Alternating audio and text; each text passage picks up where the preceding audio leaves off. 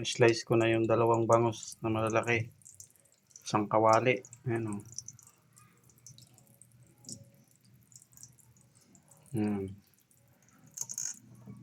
Ito ilalagay ko na muna ito sa sarit kasi marami akong nalutong ulam. Pak naman ko.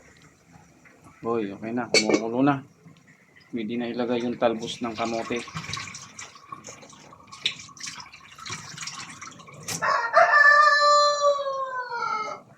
Ito. Talbos ng kamote.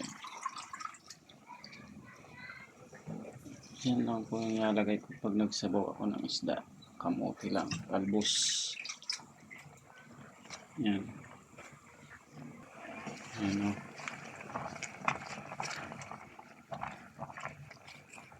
Talbos ng kamote. Sa ito kasi ang kamote ay may sustansya. Yan. Titikman na natin. Kasi baka maano yung talbos. Ma-overcook.